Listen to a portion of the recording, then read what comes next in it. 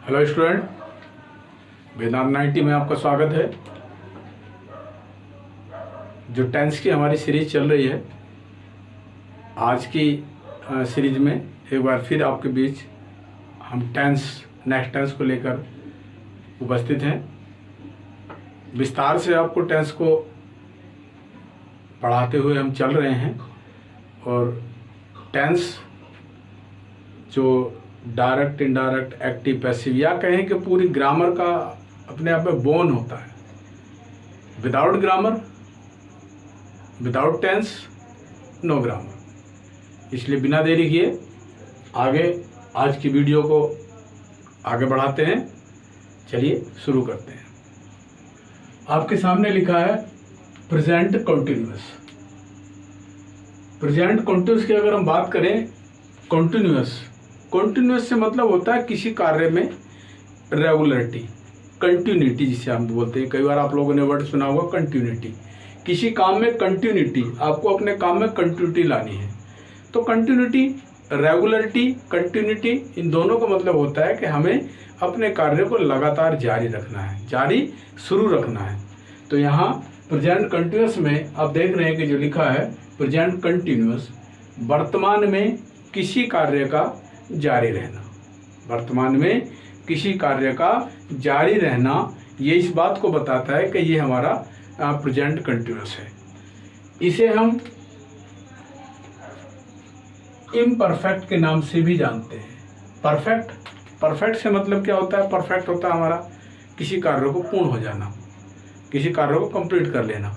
लेकिन इम्परफेक्ट की हम बात करें, जो हमारा इम्परफेक्ट होता है, इम्परफेक्ट से यानी कि कोई कार्य अधूरा, यानी कि प्रेजेंट कंटिन्यूअस में, यानी कि कंटिन्यूअस के किसी भी टेंस में जब हम काम करते हैं, हम देखते हैं तो कर्ता का कार्य वो अग्रसर प्रोग्रेसिव होता है। कैसा होता है?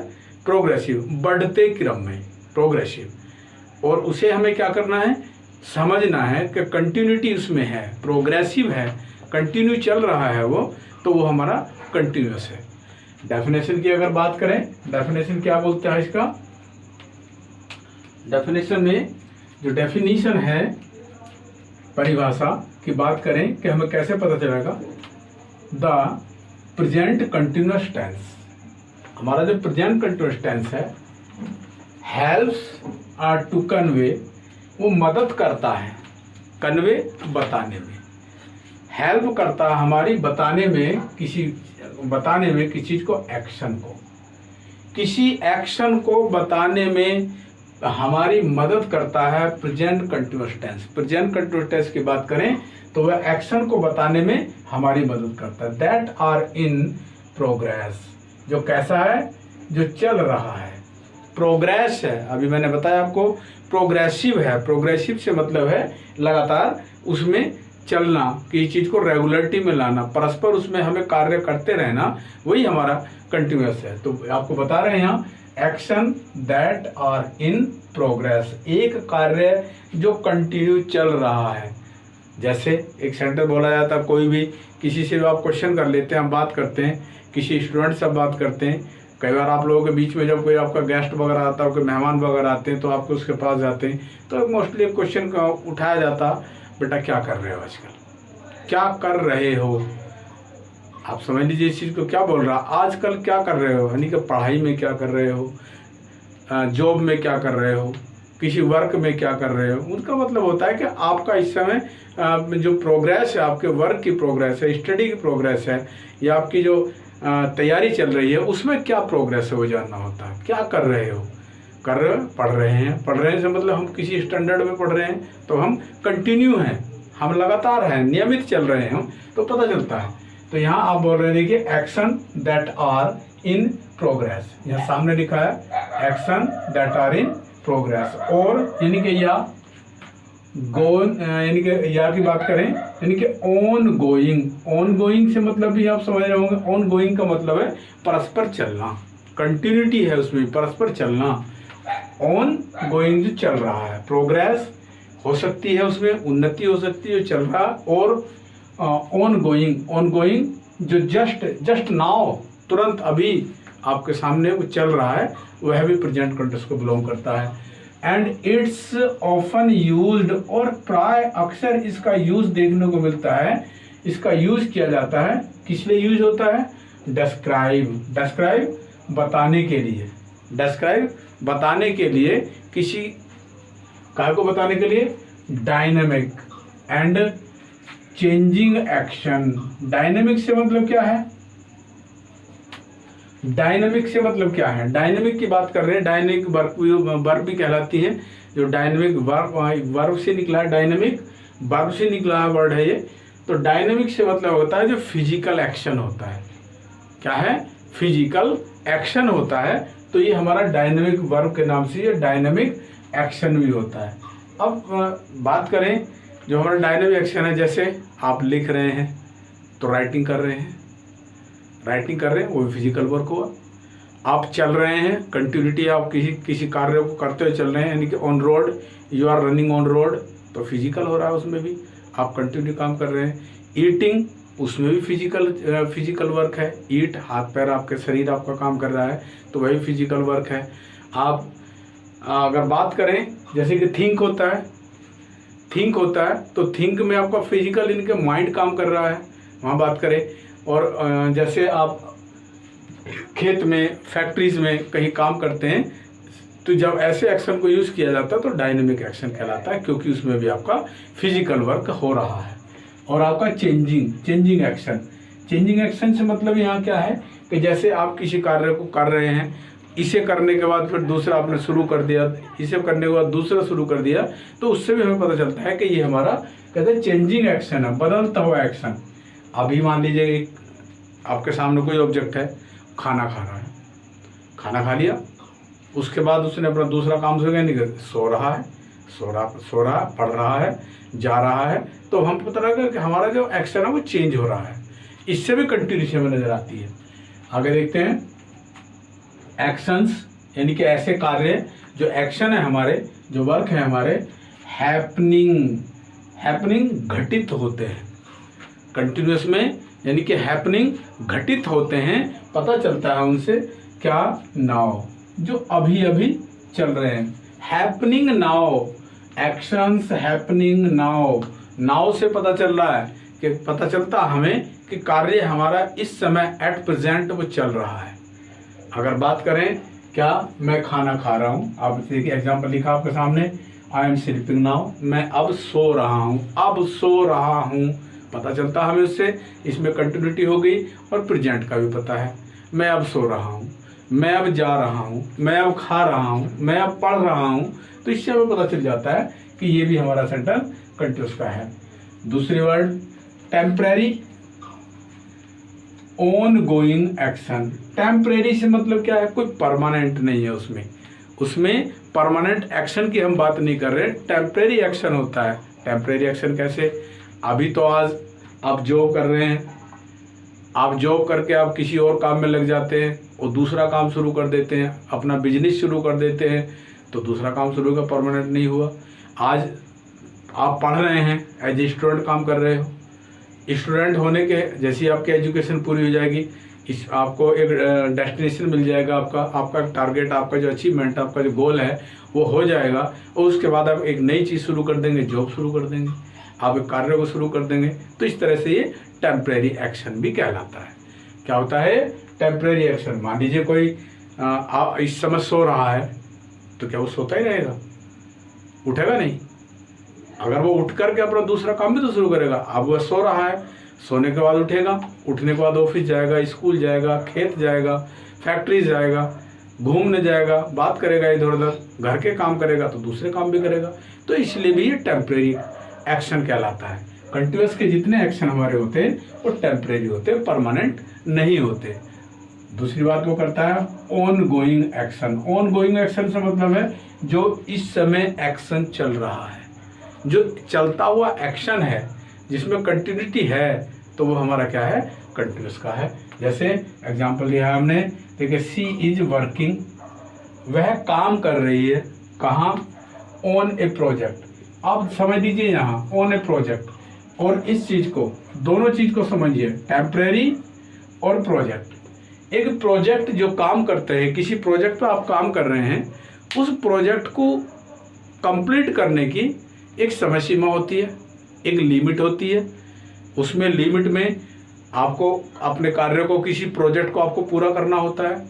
तो यहाँ जब प्रोजेक्ट आपका, ये प्रोजेक्ट आपका पूरा हो गया, मान लीजिए आपको एक प्रोजेक्ट दिया, आपको चांद पे जाना, बिगर लैंडर आपको बनाना है, वो उसकी एक सीमा हो गई, एक निश्चित उसका एक टाइम पीरियड हो गया, इतने समय में आप लोगों को ये प्रोजेक्ट मुझे करके देना है, उसके बाद आपको नया काम मिल जाएगा।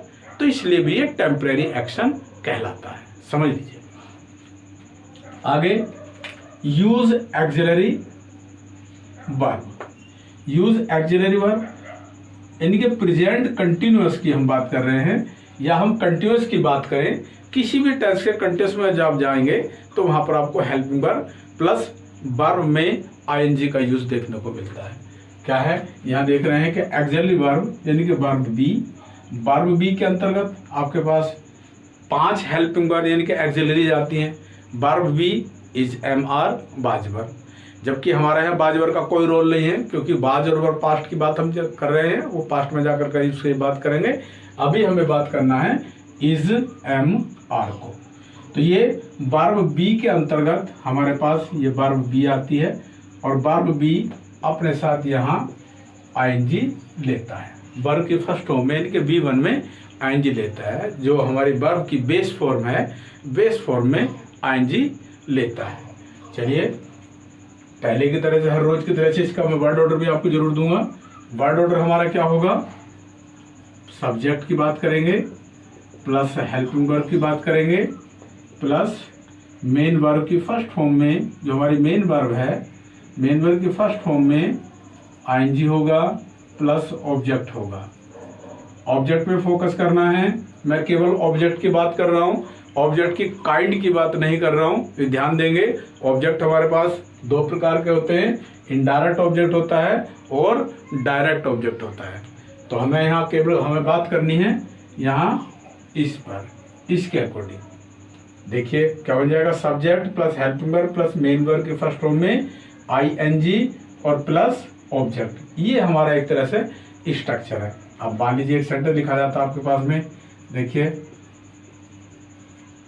Ramesh are speaking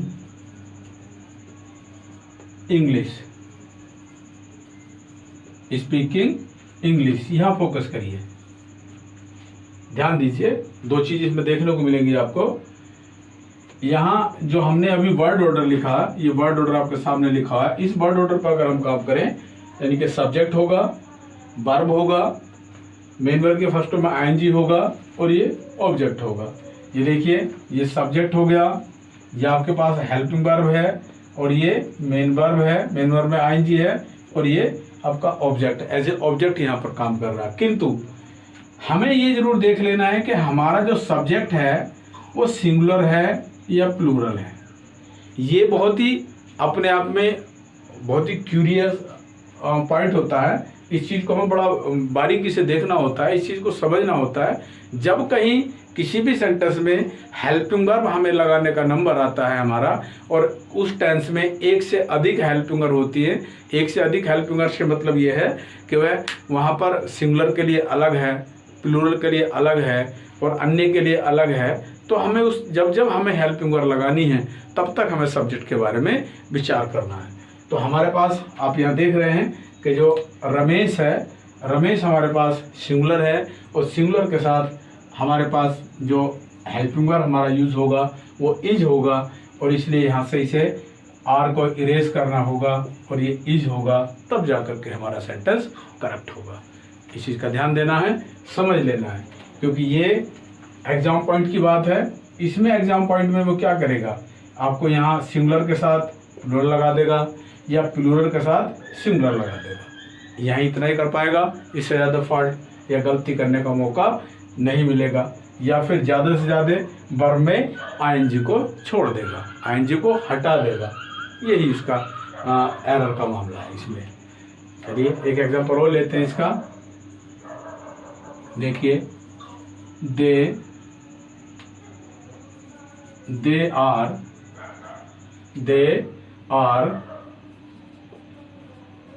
calling me, they are calling me in the class, they are calling me in the class। अब यहाँ एक चीज़ और मैं इसमें बताऊंगा आपको, विशेष बात इसमें मैं बताऊंगा जिसे हमें बड़े ध्यान से देखना है। They are calling me in the class. अभी मैंने पिछले सेंटेंस में आपको बताया था हमारे पास ऑब्जेक्ट दो प्रकार के होते हैं, इनडायरेक्ट ऑब्जेक्ट होता है और डायरेक्ट ऑब्जेक्ट होता है।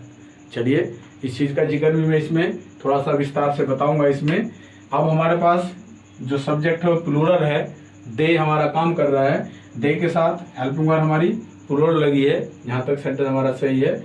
और यहाँ कॉल फर्स्ट फॉर्म होती है और फर्स्ट फॉर्म में आईएनजी जुड़ा है, आईएनजी से मतलब है इनके वर्ब की फर्स्ट फॉर्म में आईएनजी जुड़ा है, इनके कंटीन्यूअस फॉर्म लगी है जिसे जीरंड के नाम से भी आप जानते हैं। जब किसी वर्ब में आईएनजी जोड़ देते हैं तो उसमें हमारा जीरंड वर्ब का काम भी करती है, जीरंड भी होता है।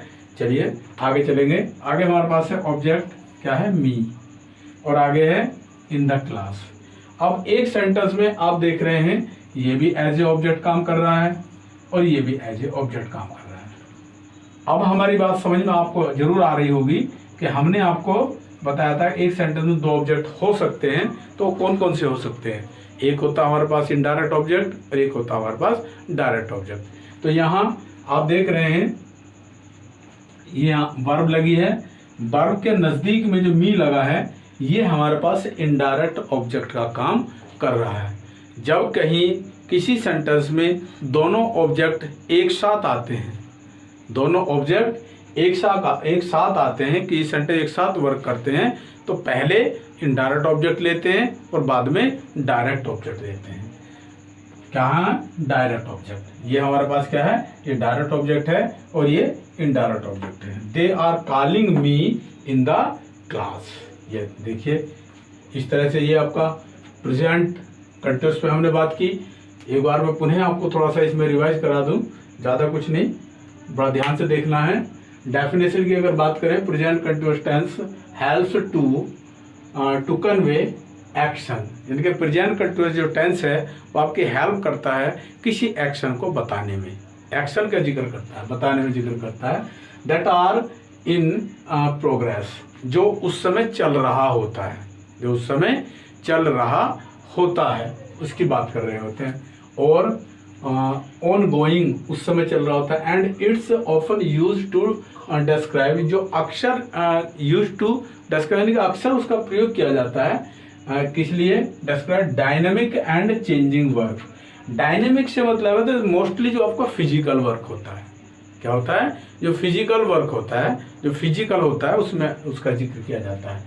चलिए इस चीज़ को आपने बारीकी से समझा। चलिए मैं 1 मिनट लूँगा, इसे इरेज कर लूँ और नेक्स्ट टेंस में आपको देता हूँ। चलते हैं।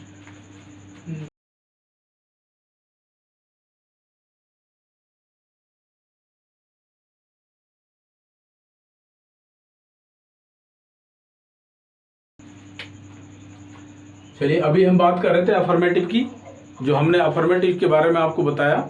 इससे आगे आपको बात करेंगे नेगेटिव में।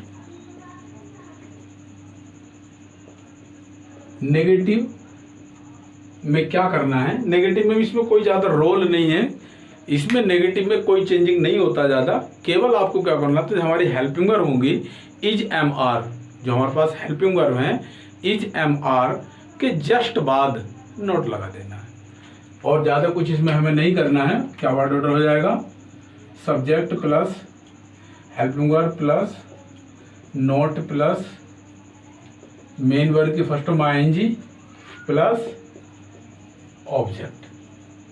ये हमारे पास इसका वर्ड ऑर्डर है। एक सेंटेंस देख लेंगे एग्जाम्पल के रूप में, क्या हो जाएगा देखिए, वी आर नॉट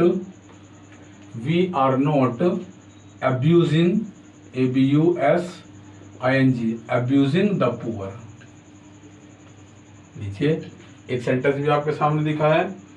यहाँ हमारे पास सब्जेक्ट कैसा है, प्लूरल है, और प्लूरल के साथ सब्जेक्ट यानी कि हेल्पिंग वर्ब भी प्लूरल होगी, और प्लूरल के साथ हमें इस चीज़ का ध्यान देना है, जब प्लूरल सब्जेक्ट है प्लूरल ही हमें हेल्पिंग वर्ड देनी है। यहाँ वर्ब के फर्स्ट में आईएनजी लगा है और यहाँ हमारा ऑब्जेक्ट है। ये हमारा इस तरह से हो जाएगा। नेगेटिव की हिंदी में पहुँच गया था। नेक्स्ट लेते हैं इंट्रोगेटिव। इंट्रोगेटिव आपको बताया था पहले कि दो प्रकार के सेंटेंस होते हैं, इनका 2 टाइप सेंटेंस होते हैं। नंबर 1 जो किसी हेल्पिंग वर्ड से शुरू होता है और नंबर 2 जो किसी क्वेश्चन वर्ड से शुरू होता है। इस प्रकार से हमारे पास 2 सेंटेंस होते हैं। जब कोई सेंटेंस किसी हेल्पिंग वर्ड से शुरू होता है और हेल्पिंग वर्ड टेंस से हमारी क्या इज एम आर और हमारी इज एम आर है। और क्वेश्चन वर्ड की अगर बात करें तो यहाँ क्वेश्चन वर्ड कुछ भी हो सकता है जो किसी क्वेश्चन वर्ड से शुरू होता है, जैसे व्हाट हो सकता है, वेयर हो सकता है, व्हाई हो सकता है। ये हमारे क्वेश्चन वर्ड हैं। इनसे हमारा जब सेंटेंस शुरू होता है तो वो दूसरे टाइप में चला जाता है। चलिए आगे चलते हैं, एक एक एग्जाम्पल ले लीजिए। देखिए, is the mother praying in the temple, question mark. कैसे शुरू हुआ? हेल्पिंग वर्ड से शुरू हुआ। दूसरा सेंटेंस हो जाएगा where is the mother praying, question mark. अब ये किसी क्वेश्चन वर्ड से शुरू हुआ, क्वेश्चन वर्ड से सेंटेंस शुरू किया तो क्वेश्चन वर्ड आपके वाक्य के शुरू में होगा, उसके जस्ट बाद हेल्पिंग वर्ब होगी और उसके जस्ट बाद आपका सब्जेक्ट होगा।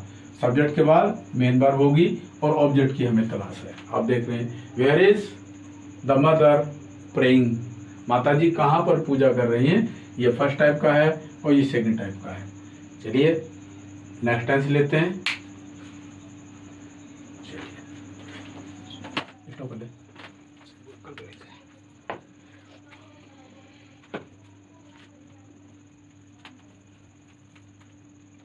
चलिए इसी क्रम में नेक्स्ट टेंस लेते हैं, आगे बढ़ते हैं। बात करेंगे प्रेजेंट परफेक्ट टेंस। बात करेंगे प्रेजेंट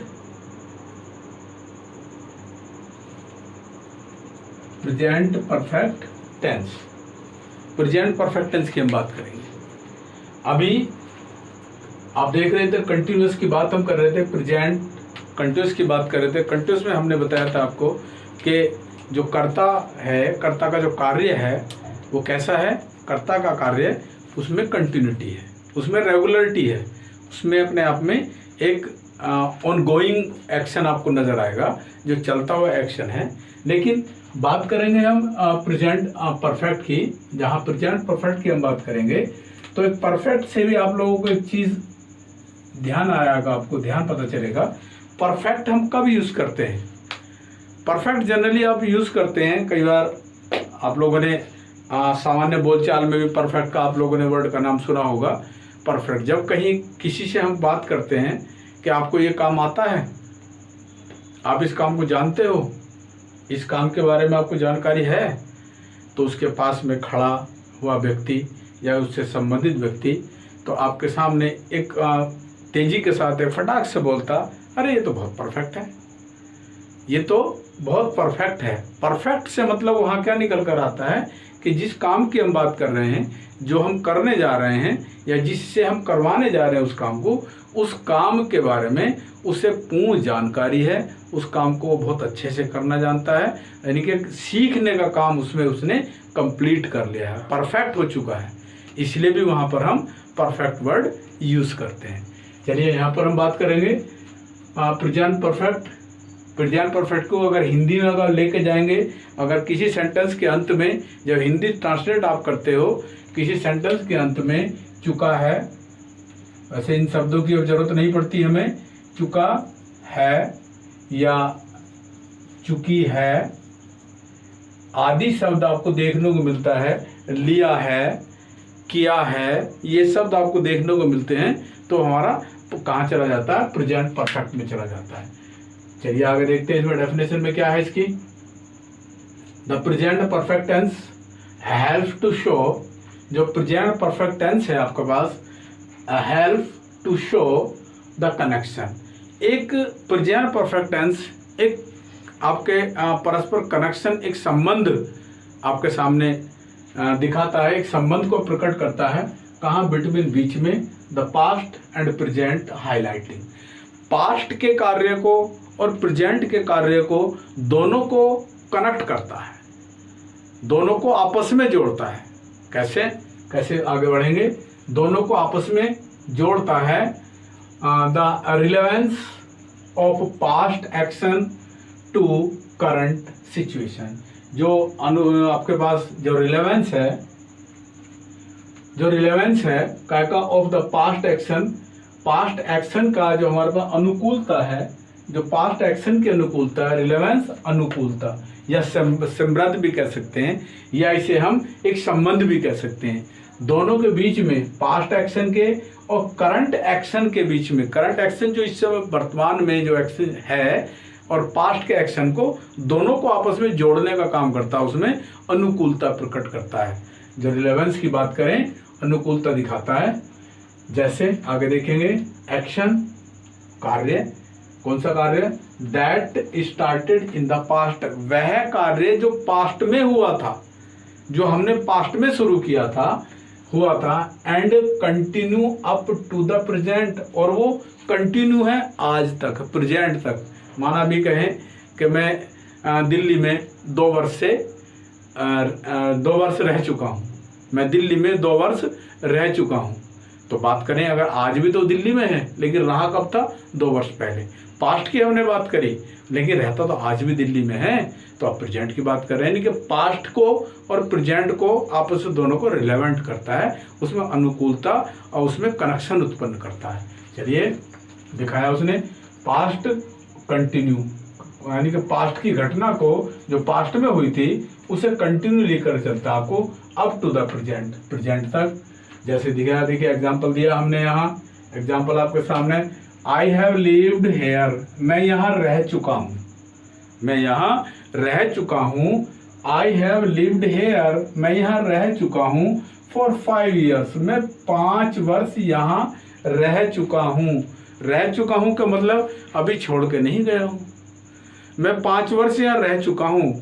अगर आपसे बात करी जाए कि कहीं पर आप जॉब करने चले जाते हैं, आप रहते जाके महीना 2 महीना, साल 2 साल, तो आप जस्ट बोल देते हैं कि मैं 10 साल यहाँ रह चुका हूँ, यानी कि आप भी रहते हैं आप। तो वो पास्ट और प्रेजेंट दोनों को आपस में कनेक्ट कर देता है। आगे, एक्शन दैट हैपेंड, यानी कि एक ऐसा एक्शन, एक ऐसा कार्य जो हैपेंड, जो घटित होता है एट एन अनस्पेसिफिक टाइम, एक बहुत ही अनस्पेसिफिक टाइम पर, समय पर, इन द पास्ट, यानी कि भूत में, भूतकाल में, पास्ट में अनस्पेसिफिक समय पर उत्पन्न होता है। एंड हैव ए कनेक्शन, और एक कनेक्शन रखता है, एक कनेक्शन रखता है, यानी कि एक संबंध रखता है। किससे संबंध रखता है? टू द प्रेजेंट, यानी कि प्रेजेंट के एक्शन से पास्ट का एक्शन संबंध रखता है, वह भी आपका परफेक्ट को दर्शाता है। चलिए, जैसे उन्हें दिखा दे कि एग्जाम्पल भी हमने लिया है यहाँ, क्या है? शी हैज़ विजिटेड अमेरिका, वह अमेरिका की विजिट कर चुकी है, कर चुकी है, यानी कि वर्तमान और पास्ट दोनों की बात वो करता, जोड़ता है। चलिए, एक्शंस, नेक्स्ट पॉइंट लेंगे, actions that have been completed recently. Present perfect ऐसे एक्शन को भी दर्शाता है जो अभी अभी समाप्त हुआ है। अगर आप बात करें, अब कहीं आप खाना खा रहे हैं, मैं समझता हूँ कि खाना खा के अभी आप लोगों ने फिनिश ही किया है, और आपसे कोई पूछे, हाँ भाई खाना खा लिया क्या? हाँ जी, खाना खा चुके। खाना खा चुके का मतलब लगभग खाने को हो, या खाने से अभी आप लोग उठे हैं, क्या करेंगे आप सीधे बोलेंगे, हाँ जी मैं खाना खा चुका हूँ, खाना चुका हूँ। Just now you have finish this work, just now, आपने अभी इस कार्य को समाप्त किया और आप बोल रहे मैं खा चुका हूँ। तो जो अभी रिसेंटली, जो कार्य रिसेंटली समाप्त हुआ है, वो अपने आप में क्या है, वह भी प्रेजेंट परफेक्ट को दर्शाता है। That actions that have been completed recently, action जो रिसेंटली अभी अभी पूरा हुआ है, कंप्लीट किया है, वो क्या है, अपने आप में प्रेजेंट को दर्शाता है। आगे जैसे नीचे एक्शन भी हमने लिया है, एक एग्जांपल लिया, I have just finished. Just finish का मतलब अभी अभी। I have just finished there project, मैंने अपने प्रोजेक्ट को अभी अभी समाप्त किया है। अभी अभी से मतलब जस्ट नाउ, आज समाप्त हुआ हो या कल समाप्त किया हो, यानी कि जो रिसेंटली किया है, बहुत नज़दीक समय में उसने उसे पूरा किया है, तो इस बात को भी वह दर्शाता है। परफेक्ट। बात करते हैं नीचे, यूजेस अ हेल्पिंग वर्ब। जो हमारा प्रेजेंट परफेक्ट टेंस है उसमें जो हमारी हेल्पिंग वर्ब लगती हैं वो सिंगुलर के साथ, सिंगुलर जो सिंगुलर सब्जेक्ट हैं उनके साथ हमारे पास हैज लगता है, और जो प्लूरल सब्जेक्ट होते हैं, प्लूरल सब्जेक्ट की बात करें उनके साथ हैव लगता है, और इन दोनों के साथ बी3 का यूज़ किया जाता है। सिंगुलर और प्लूरल की बात मैं पहले वीडियो में कर चुका हूँ, आप उसमें समझ सकते हैं। एक से अधिक कर्ता यदि हैं तो वह प्लूरल हो जाएगा, और एक करता है तो वह सिंगुलर होगा। एक मैं बात कर चुका हूँ। और इसकी अगर हम वर्ड ऑर्डर की बात करें तो हमारे पास वर्ड ऑर्डर होगा subject plus helping verb plus main verb की थर्ड फॉर्म यानी कि V3 प्लस ऑब्जेक्ट। ऑब्जेक्ट के बारे में फिर से एक बार मैं आपको बता दूं, ऑब्जेक्ट आपके पास दो प्रकार के होते हैं, डायरेक्ट ऑब्जेक्ट होता है और आपके पास इनडायरेक्ट ऑब्जेक्ट होता है। इस वर्ड ऑर्डर से आप किसी भी सेंटेंस की बना सकते हैं। इस वर्ड ऑर्डर से आप किसी भी सेंटेंस को बना करके चेक भी कर सकते हैं। जो आपने बनाया है उसे चेक भी कर सकते हैं। चेक से मतलब क्या है कि स्पेलिंग आपकी मिस्टेक हो सकती है, मैं मान लिया इधर उधर का वर्ड हो सकता है, बट इस वर्ड ऑर्डर के माध्यम से यदि आप किसी भी सेंटेंस को बनाते हैं तो ग्रामर आपकी एक भी पॉइंट इधर से इधर नहीं हो सकती। अब हर वर्ड अपने आप स्वतः ही अपने स्थान पर जाकर बैठ जाएगा, स्वयं वहाँ पर जाएगा। स्पेलिंग का इशू हो सकता है 1%, बट ग्रामर का कोई इशू नहीं होगा, नो इशू। चलिए एक बार फिर देख लीजिए, यहाँ बात कर रहे थे हम प्रेजेंट परफेक्ट टेंस की, जहाँ पर हमें हिंदी ट्रांसलेट करने पर वाक्यों के अंत में चुका है, चुकी है, चुके हैं आदि शब्द देखने को मिलता है, वहाँ पर आपको मिल जाएगा। और आपको डेफिनेशन मैंने इसमें आपको बताया है, तो ये भी बताया actions that started in the past, ऐसे एक्शन जो पास्ट में हुए थे, पास्ट में शुरू हुए थे, and continue up to the present, और वो आज तक प्रेजेंट में यानी कि वर्तमान में शुरू हैं, तो वह हमारे प्रेजेंट परफेक्ट को बिलोंग करेगा। और अगर एक्शंस दैट हैपेंड, ऐसे actions that happened an unspecific time, जो एक बहुत ही अनस्पेसिफिक टाइम पर जो घटित हुए थे इन द पास्ट, भूतकाल में, एंड हैव एन एक्शन, और एक एक्शन क्या कहता है, हैव ए कनेक्शन, एक कनेक्शन रखता है। कनेक्शन से मतलब होता है संबंध रखता है। कौन संबंध? पास्ट के कार्य और प्रेजेंट के कार्य आपस में जो संबंध रखता है, दोनों संबंध रखते हैं। द प्रेजेंट आप देख लीजिए, शी हैज विजिटेड अमेरिका, वह अमेरिका घूम चुकी है। विजिटेड, वह वहाँ पर दौरा कर चुकी है। यदि आगे बढ़ेंगे, एक्शंस हमारे कार्य that have been completed recently, ये भी हमें देखना है। प्रेजेंट परफेक्ट के जो हमारे कार्य होते हैं वह कार्य हमारे रिसेंटली समाप्त हुए होते हैं, उनमें ज़्यादा दूरी, समय की ज़्यादा दूरी नहीं होती है, लंबा गैप नहीं होता है, साल 2 साल की बात वो बिल्कुल नहीं करता है, बहुत नज़दीकी समय की वो बात करता है रिसेंटली। अगर आप बात करें, जैसे आप एग्ज़ाम आपके चल रहे हो और परीक्षा हो गई हो और परीक्षा के अंतिम पेपर आप लोगों ने फिनिश कर दिया, तो वहाँ पर कोई भी बोल देता है you have finished your exam just now, आपने अभी अभी अपना एग्ज़ाम समाप्त किया है या अभी अभी अपना समाप्त कर चुके हैं, तो वहाँ पर भी अभी जस्ट नाउ लगता है, वहाँ भी जस्ट आता है, तो वहाँ पर समय का गैप नहीं होता है। चलिए आगे वर्ड की बात करेंगे। यहाँ पर हमारे पास, यहाँ हेल्पिंग वर्ब हमारे पास सिंगुलर सब्जेक्ट के साथ हैज़ यूज़ करते हैं और प्लूरल सब्जेक्ट के साथ आप हैव यूज़ करते हैं, दोनों के साथ V3 का यूज़ किया जाता है।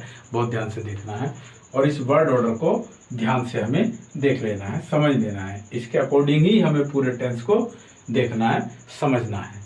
चलिए आज का वीडियो ज़्यादा लेंथी हो जाएगा और मैं डिटेल में जाऊंगा। तो आज हम लोगों ने 2 टेंस को कवर किया, प्रेजेंट कंटिन्यूअस को और प्रेजेंट परफेक्ट को। मैं आशा करता हूँ कि आप लोग पूरे ध्यान से, पूरी रुचि के साथ हमारी वीडियोस को देख रहे हैं और उसमें टेंसेस को कवर करते जा रहे हैं और वो सारी जानकारी आपको दे रहे हैं। आप लोग उसमें फ़ायदा लें उसका, बार बार देखें वीडियोस को। आप देखते चलिए, हमारे साथ बने रहिए और आपको नई नई वीडियोस और नई नई बारीकियों के साथ, नई वीडियोस के साथ, नई जानकारियों के साथ मैं आपको मिलता रहूँगा। आप लगे रहिए। Thanks for watching. Thank you.